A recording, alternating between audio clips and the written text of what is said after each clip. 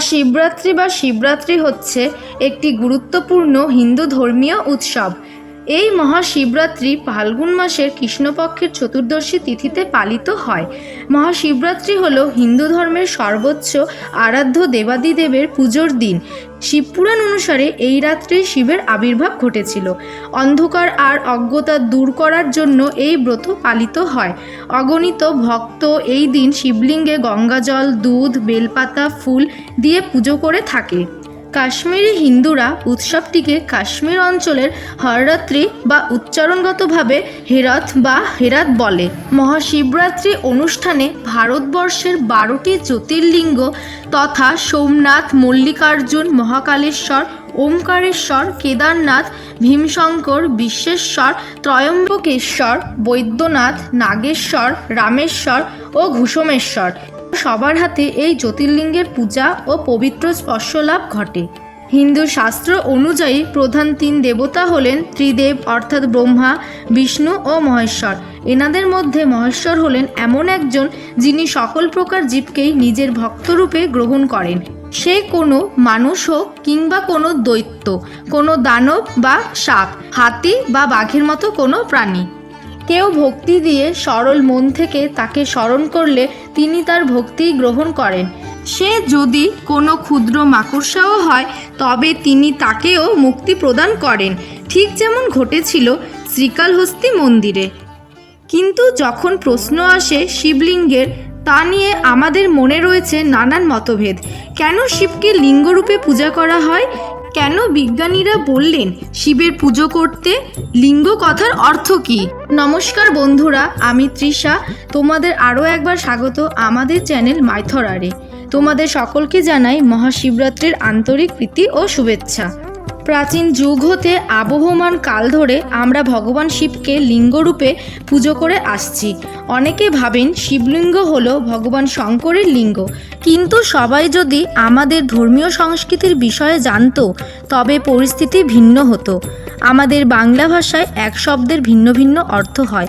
যেমন উত্তর শব্দটির একটি অর্থ হয় দিক, আরেকটি অর্থ হয় প্রশ্নের উত্তর, আবার এটি ভবিষ্যৎকাল হিসেবে ব্যবহৃত হয়। আবার ধরুন দণ্ড শব্দটির অর্থ শাস্তি, আবার দণ্ড বলতে লাঠিকেও বোঝায়।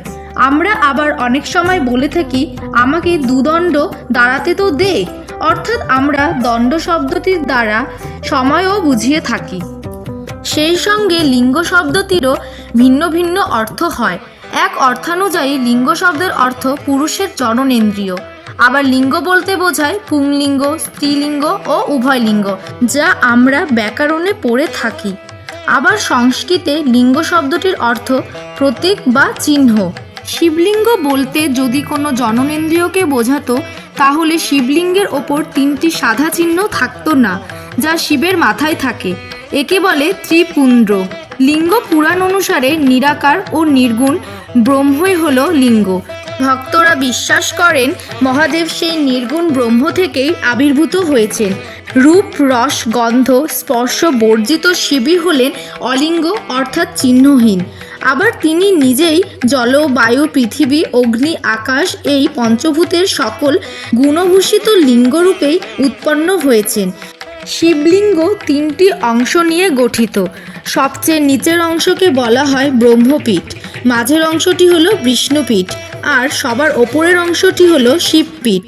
বহুকাল পূর্বে সৃষ্টি রচনার পর সপ্তর্ষি সহ আরও অনেক ঋষিগণ সম্মিলিত হয়ে একটি যজ্ঞ আয়োজন করেন এবং যজ্ঞ সম্পূর্ণ হওয়ার পর যজ্ঞের সুফল বা শক্তি নির্গত হয়।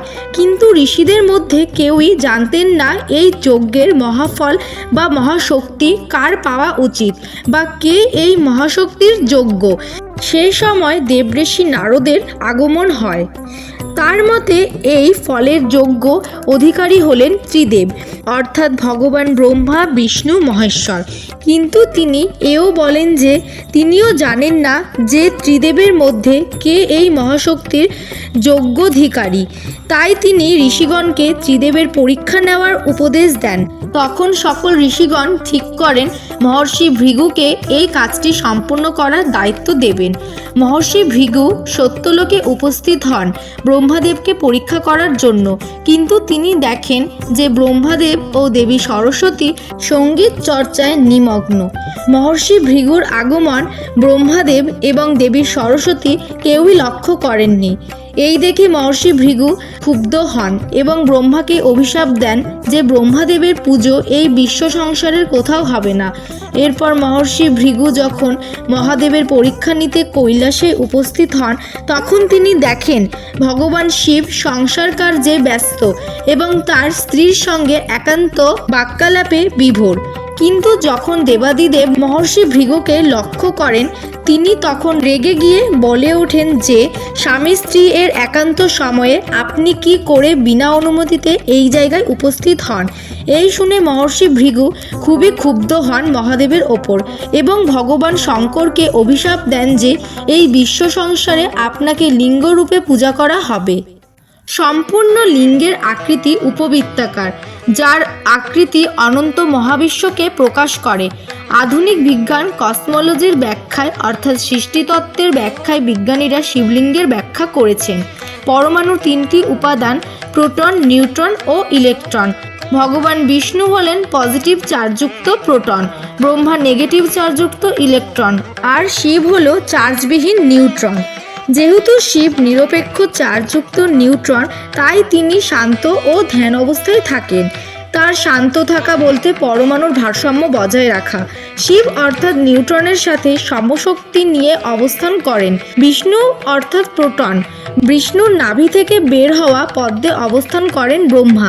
এখানে বোঝানো হয়েছে বিষ্ণুর চারপাশে সমশক্তি সম্পূর্ণ অসংখ্য ব্রহ্মা ও ব্রহ্মাণ্ড রয়েছে, অর্থাৎ ইলেকট্রন রয়েছে।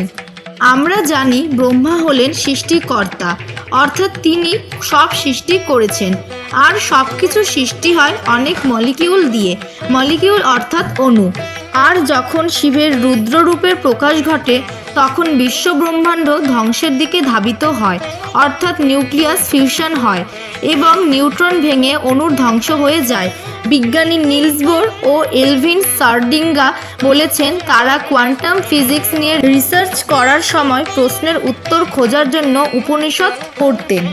তাদের পর্যবেক্ষণ অনুযায়ী শিব হলেন পরমাণুর থেকেও ক্ষুদ্র, আবার মহাবিশ্বের থেকেও বড়।